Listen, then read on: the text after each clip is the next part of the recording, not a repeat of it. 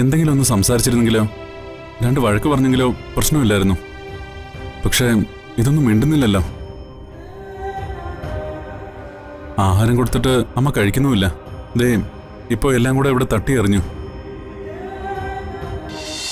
എന്റെ അമ്മയുടെ അടുത്തേക്ക് പോണം. എല്ലാ പ്രശ്നങ്ങളും തീർന്ന് അർച്ചനയ്ക്ക് ഉടനെ അമ്മയുടെയും സച്ചിയുടെ അടുത്തേക്ക് മടങ്ങാം. ഞാനത് ഉറപ്പുവരുന്നു. പക്ഷേ അതിനു മുമ്പേ അർച്ചനയ്ക്ക് മാത്രം ചെയ്യാൻ കഴിയുന്ന ഒരു കാര്യമുണ്ട്. എന്ത് കാര്യം? നിരപരാധികളായ കാഞ്ചനയും അമ്മയും ഇപ്പൊ അവന്തികയുടെ തടവറയില. അവരെ എങ്ങനെയെങ്കിലും രക്ഷിക്കണം. അതിന് അർച്ചനയുടെ സഹായം എനിക്ക് വേണം. രാജീവിന് ഒഫീഷ്യലായിട്ട് അന്വേഷിച്ചൂടെ? അതല്ലേ നല്ലത്. ഇപ്പൊ അവിടെ റെയ്ഡ് നടത്തുന്നത് അവരെ കൂടുതൽ അപകടത്തിലാക്കും. അവര് ഇപ്പോ എവിടെ ഉള്ളതെന്നറിയോ? അവരിപ്പോഴും അവന്തികയുടെ വീട്ടിൽ തന്നെ ഉണ്ടെന്നാണ് ഞാൻ വിചാരിക്കുന്നത്. പോലീസ് അവിടെ എത്തുന്നതിന് മുമ്പ് അർച്ചന അവിടെ വരെ ഒന്ന് പോണം. അവരാ വീട്ടിൽ എവിടെയുണ്ടെന്ന് ഉറപ്പുവരുത്തണം. അതിന് അർച്ചനെ കൊണ്ട് മാത്രമേ സാധിക്കൂ. ഒരർത്ഥത്തിൽ അവരെ രണ്ടുപേരെയും ഈ അപകടത്തിലേക്ക് വലിച്ചിട്ടത് നമ്മളാണ്. അവരുടെ ജീവൻ രക്ഷിക്കാനുള്ള ബാധ്യത നമുക്കുണ്ട്. ആ വീട്ടിൽ അവരെ എവിടെയാണുള്ളതെന്ന് ഒരു സൂചന കിട്ടിയാൽ മതി. ബാക്കി കാര്യം ഞാൻ ഏറ്റു. രാജീവ് പറയുന്നത് ശരിയാ. നമ്മുടെ ഈ പ്രശ്നങ്ങൾക്കിടയിൽ ആ പാവങ്ങളുടെ ജീവിതം ഇല്ലാതായി പോകരുത്. ഞാൻ പോവാം അവന്തിയുടെ വീട്ടിലേക്ക്. അവരെവിടെയാണുള്ളതെന്ന് കണ്ടുപിടിക്കാം.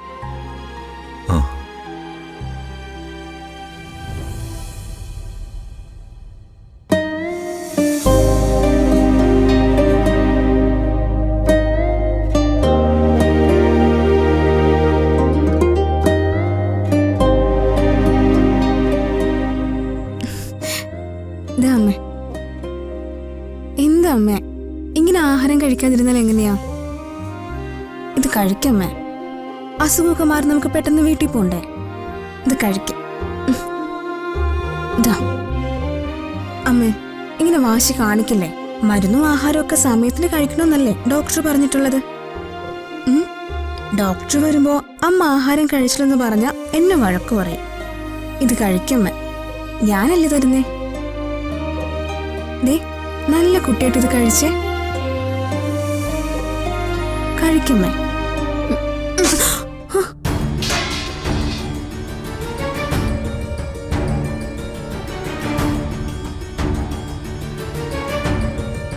എന്താ അമ്മയെ കാണിച്ചേ? സാധാരണ ഭക്ഷണം കളയുന്നതിന് എപ്പോഴും ഞങ്ങളെ വഴക്ക് പറയുന്ന ആളാ. എന്നിട്ടിപ്പോ അമ്മ തന്നെ ഇങ്ങനെ ചെയ്താലോ?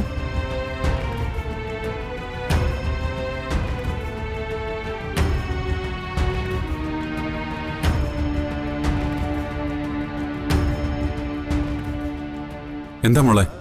ഇത് കണ്ടില്ല ഏട്ടാ, അമ്മയ്ക്ക് ഭക്ഷണം കൊടുത്തതാ, മുഴുവനും തട്ടിക്കളഞ്ഞു. സാരമില്ല മോളതൊക്കെ വൃത്തിയാക്ക്.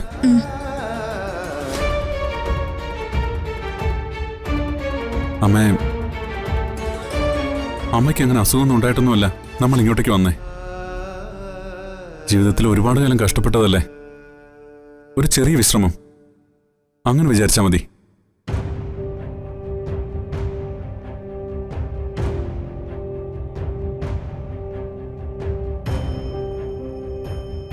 അമ്മയ്ക്ക് ഞാൻ ആഹാരം എടുത്തു തരട്ടെ? ആ മോളെ കുറച്ച് ചോറിങ്ങെടുത്തുണ്ടോ?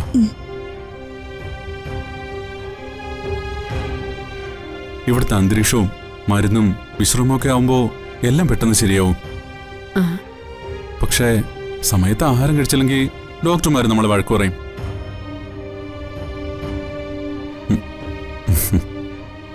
എന്താ പ്രശ്നം? അമ്മ പിന്നെയും വഴക്കിട്ടോ? എന്തെങ്കിലും ഒന്ന് സംസാരിച്ചിരുന്നെങ്കിലോ, രണ്ട് വഴക്ക് പറഞ്ഞെങ്കിലോ പ്രശ്നമില്ലായിരുന്നു. പക്ഷേ ഇതൊന്നും മിണ്ടുന്നില്ലല്ലോ. ആഹാരം കൊടുത്തിട്ട് അമ്മ കഴിക്കുന്നുമില്ല. ദേ ഇപ്പോൾ എല്ലാം കൂടെ ഇവിടെ തട്ടി എറിഞ്ഞു. ഇനി ഞങ്ങൾ എന്ത് ചെയ്യും ഡോക്ടർ?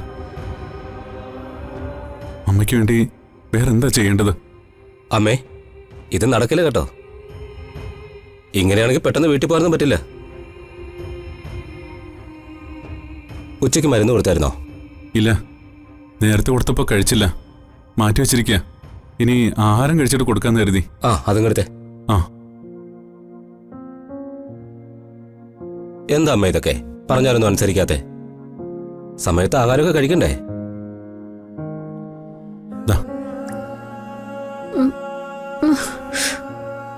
ദാ അമ്മ ഈ മരുന്ന് കഴിച്ചേ.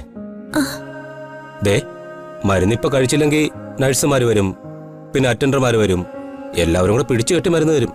അത് വേണോ? അമ്മ കഴിക്കേ. മരുന്ന് കഴിക്കാതെ ഇവിടെ പറ്റില്ല. അല്ലെങ്കിൽ ഇപ്പൊ തന്നെ ഡിസ്ചാർജ് ചെയ്ത് ഞാൻ പറഞ്ഞോളും.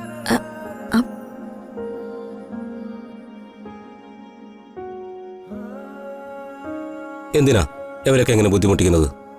മരുന്നും ആഹാരവും സമയത്തിന് കഴിക്കണം. കഴിച്ചേ പറ്റൂ. ദാ കഴിക്കേ. കഴിക്കേ. വാറക്ക.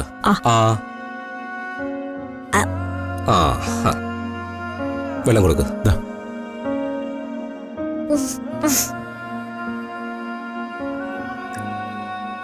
ദാ, വെള്ളം കുടിക്കേ.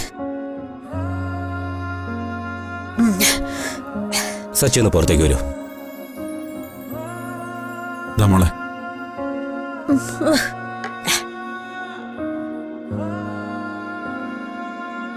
പോട്ടെ. സച്ചി ഇരിക്കുക. അമ്മയുടെ അവസ്ഥ കണ്ടിട്ട് എനിക്കൊരു സമാധാനമില്ല ഡോക്ടർ. സച്ചി, ഒരാളുടെ മനസ്സിന്റെ സമനില തെറ്റുന്നത് ഒരു ദിവസം കൊണ്ടോ ഒരു മാസം കൊണ്ടോ ഒന്നുമല്ല.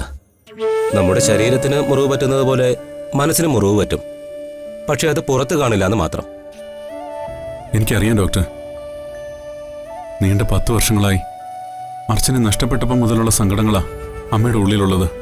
എക്സാക്ട്ലി. മകൾ പോയപ്പോഴുണ്ടായ ആഘാതം ഇങ്ങനെ മനസ്സിൽ കിടന്ന് വളർന്നു വന്നു. ഇപ്പൊ അത് സഹിക്കാനാവാത്ത അവസ്ഥയിലെത്തി. ശരിയായ ചികിത്സയും കുടുംബത്തിന്റെ പിന്തുണയും ലഭിച്ചാൽ മാത്രമേ അമ്മയ്ക്കിനി പഴയ രീതിയിലേക്ക് തിരിച്ചു വരാൻ പറ്റൂ. ഇപ്പൊ അമ്മയ്ക്ക് സംഭവിച്ചിട്ടുള്ള ഷോക്ക് വളരെ വലുതാണ്. അറിയാം ഡോക്ടർ. അപ്പൊ പിന്നെ ഞാൻ പ്രത്യേകിച്ച് പറഞ്ഞു തരേണ്ട കാര്യമില്ലല്ലോ. ഇത്തരം പെരുമാറ്റങ്ങളൊക്കെ ഇനിയും കാണിച്ചെന്നിരിക്കും. ചിലപ്പോ വഴക്കിടും, വയലന്റ് ആകും. ചിലപ്പോ പെട്ടെന്ന് എല്ലാം അവസാനിപ്പിച്ച് പഴയ നിലയിലേക്ക് വന്നെന്നും വരാം. പക്ഷേ നിങ്ങൾ ക്ഷമയോടെ അമ്മയുടെ കൂടെ തന്നെ ഉണ്ടാവണം. എന്റെ അമ്മയെ പഴയ നിലയിലേക്ക് തിരിച്ചു കിട്ടാൻ ഞാൻ എന്തും ചെയ്യാൻ തയ്യാറാണ് ഡോക്ടർ. 2 ദിവസം കഴിയട്ടെ. നമുക്ക് ചില ടെസ്റ്റുകൾ കൂടി നടത്തി നോക്കാം. എന്നിട്ട് ട്രീറ്റ്മെന്റ് കണ്ടിന്യൂ ചെയ്യാം. താൻ വിഷമിക്കണ്ട. തന്റെ അമ്മയെ നമുക്ക് പഴയ രീതിയിലേക്ക് തിരിച്ചു കൊണ്ടുവരാം.